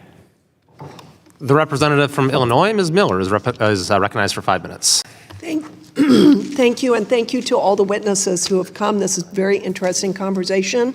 And Mr. Chisholm, we've heard a lot about the potential benefits of AI in schools, but one of the long-standing priorities of this committee has been student privacy. And so there's a lot that people don't understand, or we're rightly concerned about when it comes to AI's impact on student privacy. You mentioned this a bit in your testimony, but what student privacy pitfalls do you think districts should be aware of, and how has your district handled this? That's a great question. And again, student privacy, we have to fall under FERPA laws. So we got to make sure we're in compliance with that. It's real simple. I don't want to make this, oversimplify this, but it really is simple. If you're using a public entity, I don't care if it's OpenAI, Grok, any of these others, you can't put student identifiable information on it or teacher identifiable information. So really teaching people to scrub files, that's the biggest thing. If you're going to use an Excel file that has this information, knowing what you need to take out, so that's a way that we handle that if you're using something like OpenAI. However, we alleviate that by using our own server. So I don't have to worry about FERPA laws because it does not face the internet in any way, shape, or form. So again, we've done trainings with teachers and administrators. We can put any file that we want on our own server, and we don't ever have to worry about student privacy there because it's housed on our own campuses. So we don't have to worry about that. So I think that's a way to do that. And again, it's a pretty expensive way to do it. However, on the flip side, if you're using this as a district, such with OpenAI, you're eventually going to start having to pay for tokens. So in the end, we as a district have decided that it's going to be more cost effective to just go ahead and pay for our own server than try to pay for tokens with one of those as well. So hope that answers your question. That is the crux of what we do. It is good training first if you're using a public server, and then on the other side, we just create our own so we alleviate the problem altogether. Thank you, and I appreciate how you're leading the way there. Mr. Chisholm, I have another question. One of the most frequent concerns we hear about AI in schools is that students will use AI as a crutch. For example, students will ask AI to write their essays or answer their homework questions. I know there's limits to how much a school district can do, especially once a student goes home for the day, but how are you thinking through these challenges? That's probably my favorite question. And really, we have to rethink what we do in education. I've told our teachers and in all of the presentations that I do that we've got to rethink what we do in the classroom. Basically, we have to control the 8 hours that we have. We can't worry about other things outside of school because understand they're going to use it. So really, we need a heavier focus on what we do in the classroom and control the 8 hours that we have. And that means heavier weighting on grades for the things that we do in classrooms. It means that again, we have to shift. Instead of sending things home for kids to write, we need to take care of those things within the classroom and worry about the controllables. And again, we can't worry about what happens outside. We just have to shift our focus to things like having projects done in class or having students explain their work. Why do I care where the information came from if the student can actually give that information back and teach someone else? They know the material. That's the ultimate thing that we're trying to do within the district. So control the 8 hours that we have. Thank you. And Dr. Dobrin, one especially exciting aspect of AI adoption is the potential that this technology can transform education for special needs students. And I have 2 grandsons with special needs. For instance, AI-powered programs can facilitate speech-to-text software or help visually impaired students participate more fully in class. Can you talk more about how AI is being used to practically enhance special ed? Yeah, thank you for that question. And the first thing I need to say is that I do not have experience in special education specifically. And Ms. Moat earlier had addressed some of this, and so I defer to her on that. What you're talking about specifically are assistive technologies. For me, in terms of special needs students, and also really for any student, one of the most enriching possibilities that we're seeing with AI right now is in customized learning pathways. The ability for a student to move through information and content and all the things associated with education in a way that is more effective for that learner. Now, I tend to also put a stopgap on where that becomes beneficial once we get past higher ed into credentialing. But I think that customized learning pathways right now are one of the most important things we're developing, particularly in terms of real-time assessment and the ability for students in that moment of assessment to adjust their learning path to see, I did not understand this concept, I now have this other way of learning about it. That to me is one of the most important things we're doing. Thank you, and I yield back. I'll now recognize the ranking member of the full committee, Mr. Scott. Thank you, Mr. Chairman. Ms. Moat, I think it's clear that there's some benefits and some concerns about AI, some of the benefits. Is there any question that AI can expand the capability of a classroom teacher? And if so, are there other areas where it's particularly good or bad? Language, math, science? Well, I'm of the view that AI literacy is a foundational literacy, and frankly, AI itself is the best revenge of English teachers because it's all about how do you ask good questions? And so when we think about how to build literacy across our disciplines, if we really want to realize the productivity gains that Mr. Chisholm is talking about, if we want to think through ways that we can support students with disabilities, particularly around early screeners for dyslexia. I'm the mom of a dyslexic student. It would have been so much more valuable if I could have had my son screened earlier so that I could have intervened earlier. AI is allowing teachers to take that practice that used to take weeks into an afternoon, as long as they keep a human in the loop. And so for me, building that competency across all disciplines is what we need to meet this moment, Mr. Scott. Now, you've cautioned about leaving out human interaction. Do you have to choose between AI and human interaction? No, and actually that's not what AI models want you to do. AI models want you to put your human interactions into them so they get smarter and can be trained faster. And so when we talk about intelligent tutors adapting to students' language or identifying dialectical differences, it's because the AI is actually trying to learn from the interaction that it's having with a person. Now, can the AI help with assessing the progress of a student in the classroom? This is a place I think we need to be cautious. I think we always need to have a human in the loop, particularly when it comes to assessment. Tools have shown that they disproportionately flag students for cheating when they haven't cheated, by race or by dialectical difference. For example, our rural students. And so I think we need to be cautious when we think about assessments and make sure that we're engaging humans. One of the access questions is obviously cost. How much does all of this cost if you're integrating AI into the classroom? Is it very expensive? Well, I think Mr. Chisholm talked a little bit about the costs that he's taken on in terms of buying a server and buying technology. And so it's not just those hardware costs, Mr. Scott, it's the training that you need to do, it's the education. And I think we are in a situation right now where whether you have access to an intelligent tutor like Conmigo is about $99 a student. I know that that's a decision some school districts can't make right now because they're constrained when it comes to resources and support. It's not just about the tool, it's about the training that has to go alongside of it.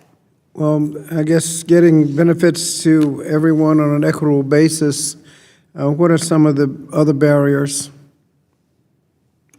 Yeah, I think when we think about AI's use in education, we're gonna have to really think about a partnership with families and communities, a partnership with students, and frankly, a partnership with industry. Industry is trying right now to do work to make their tools more safe, more effective, more transparent, more reliable, but they need help in terms of guidelines and guardrails. And if industry has to conform to 50 different states' privacy laws, data laws, or AI laws, imagine what that means for an economy of scale or equitable access to tools. If we're going to ask everybody to build an AI tool for the state of Delaware, the state of Virginia, or the state of Colorado, we miss the opportunity, frankly, to be able to appreciate the richness and diversity that we have in the United States. Bias has been mentioned. There are a number of ways bias can pop up in AI. Can you talk about that in the remaining time? In 30 seconds. Okay. So I'll just give one example. You know, I think, as I said, AI looks for the interactions that it has with humans. And so there's some really great research studies that have been done that when an AI tool is trained, for example, on just assessment, it doesn't flag students more or less from one background. But if somebody uses a word like y'all, which I use all the time, it flags that student potentially for cheating. And so dialectical difference, not just race or socioeconomic status, are things we need to be paying attention to. Thank you, Mr. Chairman. The representative from Guam, Mr. Moylan, is recognized for 5 minutes. Thank you, Mr. Chairman. So emerging AI technologies have the potential to enhance our quality of life in many ways, especially in increasing efficiency and learning outcomes for students. AI may also provide innovative support for students who need individualized learning plans. especially for special education. However, we must be aware of the risk of these technologies, especially with privacy concerns. Proper safety protocols can mitigate many of these risks, and best practice guidance are being constantly issued to mitigate these risks. So as we enter the future economy, preparing our youth to enter the workforce, where employers are increasingly interested in AI into their business models, it's especially important. Many paths towards high-earning jobs exist. AI and computer science can offer alternative paths towards high-skill employment, where many opportunities do not necessarily require a traditional 4-year degree to participate. So for my first question, Dr. Rafelbehr, you mentioned that implementing AI should reflect the priorities of each community. As employers begin adopting more and more AI tools into their businesses, it is critical that we ensure our students are ready to join the modern workforce. Can you talk specifically about what kind of AI skills employers are looking for? Yes, thank you. I think as we think about this generation who is going to be moving on, the thing that they're going to be most critically asked about is just their basic foundations around AI, understanding what it is, how it works, its limitations, its risks, and being able to communicate about that. But I think what we're going to see over time is much more of a desire for our education setting to take on more of the AI literacy work, to evolve from what has been digital literacy, which we are now well past, and really starting to understand how to work alongside AI, what use cases are appropriate, and then how to always think about the relationship with other humans. We know how important it is to be able to have relationships, to grow high growth, high impact teams. And increasingly, those kinds of skills are going to have to be ones that we're reinforcing in an AI age. And the last thing I'd say, I think in all of this is going to be just a huge undergrounding feeling around ethics. I think employers are going to want to know that students are graduating with a keen understanding about ethical considerations. And that's something that gets infused throughout the curriculum. It's no one subject area's domain, but it's why deep stakeholder engagement matters so much, to surface the kinds of ethical questions that are being asked and then use that in real world ways in the classroom. Thank you. And for Dr. Dobrin, in your testimony, you mentioned that AI literacy is crucial for students entering the workforce. Teaching AI may come with many challenges, and education leaders might not know the best way to begin. What advice would you give our teachers and education officials that want to ensure students are equipped with skills employers need? Thank you. Yes. The first place I would begin, and it's been mentioned several times, is this concept of AI literacy, which I think we actually, and I've written about this, we need to expand into AI literacy, AI competencies, and AI fluencies, because different work paths require different levels of skill sets specifically from AI. In the work that I do with industry, usually the number one topic, and it's come up here several times, that employers are looking for is data security, particularly when they're working with their own proprietary data sets. So my advice very specifically, and I work with lots of educators about this, is that we adopt a model that we have used in the United States for a long time that I call industry to curriculum. And what that means is understanding where industry, a specific industry, is deploying AI and how, and then adjusting our curriculum to that. We can see this in a lot of the disciplines we teach, particularly in higher ed, nursing, law, engineering. These are disciplines that are designed to provide credentials towards specific industries. Once the industries start determining what exactly they're looking for in terms of AI skills, then we adopt curriculum to that as a way to move education into workplace development. Excellent, thank you. Last question, Dr. Rafelbehr. Your professional background is in special education. Can you speak more about how educators can leverage AI tools to tailor plans for students enrolled in special ed? I think one of the most exciting places on this is both the ability for educators and caregivers to work together and to use AI to help to simplify what can sometimes feel like a lot of jargon and technical language and can make it difficult to best support students.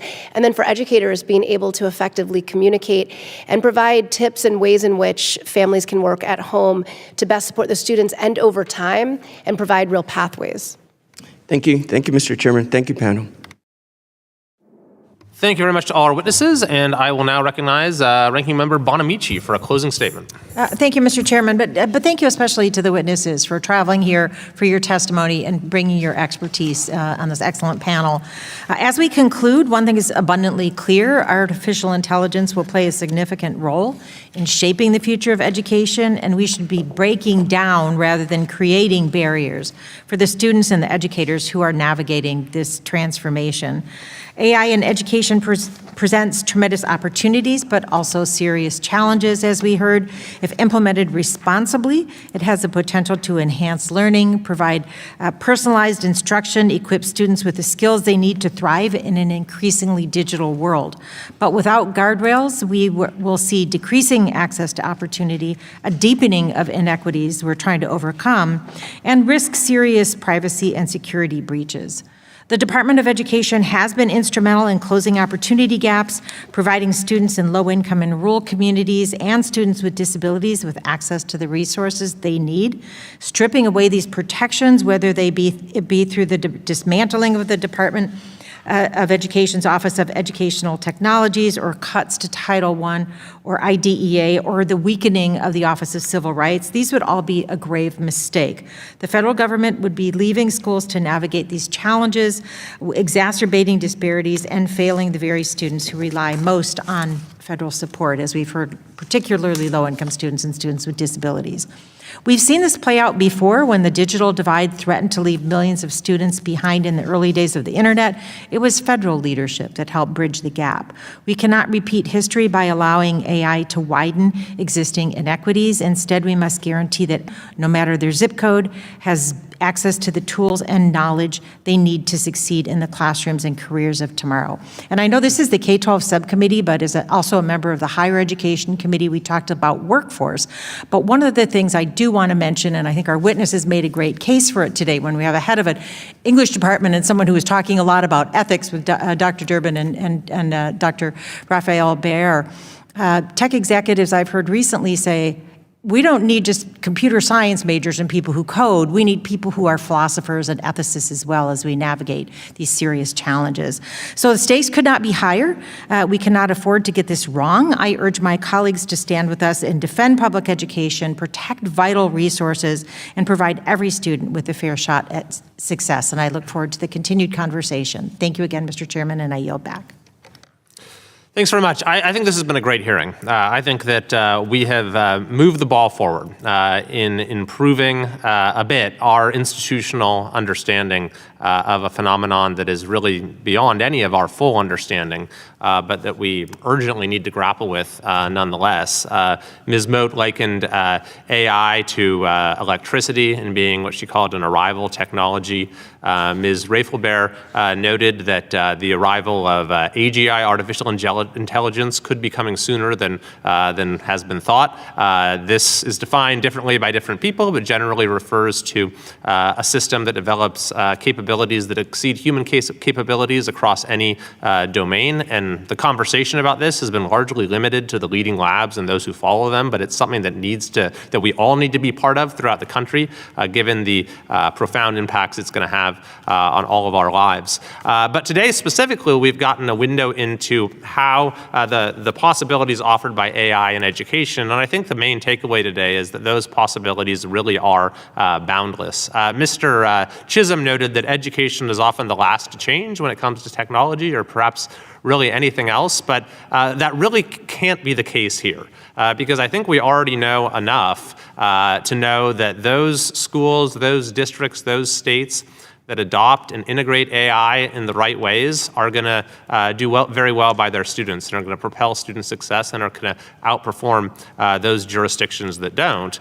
And by the way, in other countries like China has been very focused on this topic, and so our global competitiveness is at stake as well. Of course, in order to do this effectively, we do need to have professional development, which is why I think what Mr. Chisholm has been doing throughout Mississippi is fantastic. That supports teachers. We learned today that most teachers still aren't getting training when it comes to integrating AI, and I agree with Mr. Mannion fully, who said that we that AI can support and not supplant teachers. And in fact, we had a great story from Mr. Chisholm about a teacher who was going to retire because, of all the hours that put it in grading, and that AI was able to entice her to stay in the classroom because it allowed her to focus on the aspects of teaching that she loved and that made the biggest difference.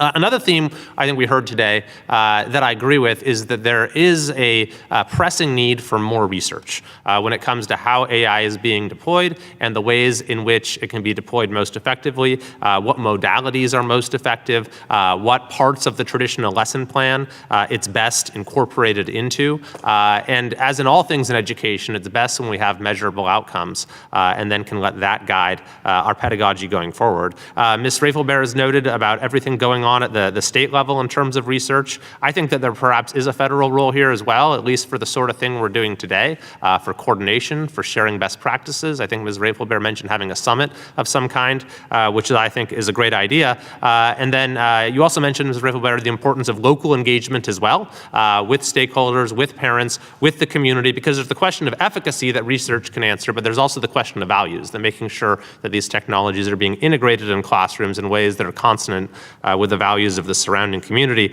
This is actually a topic that is broadly applicable to AI in many facets of society. Actually, in 2018, I was a member of the California legislature. I sponsored a resolution about the benefits of AI, but how we needed to make sure it was consistent with human values as the adoption spread. And so education provides a very important example of that. We've talked today about, Ms. Moat mentioned the idea of keeping humans in the loop, which I think is a useful concept, and how there really still is no replacement for human interaction in many domains in society and many parts of our lives, and that's probably true most of all when it comes to education, given the formative nature of education for young people. We also talked about values related to data and privacy, which Ms. Miller, among others, mentioned, and then sort of both sides gave different takes on the question of bias and how we need to make sure that there are safeguards in place so that there is not bias incorporated as we use AI tools.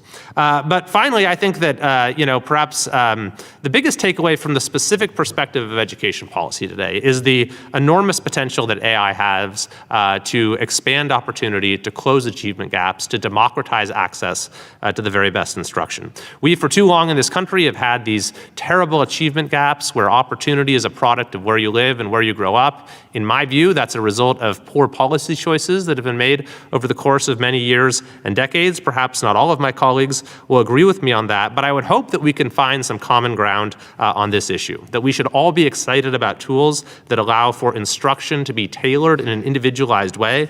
Several people, including Ms. Miller and Mr. Thompson, mentioned the unique potential to assist students with special needs in this area, and the ability to have this individualized instruction that is mindful of a student's strengths and weaknesses, the prior knowledge that they bring to bear, their interests even, has extraordinary potential. And I want to thank Mr. Dobrin as well for his discussion of how all of this can also democratize access to the sort of skills that are successful, that are needed for success in the workplace. So thank you again, everyone. Thank you for some who endured long travels to be here, and I think it was a great hearing, and look forward to continuing this conversation going forward. The subcommittee stands adjourned.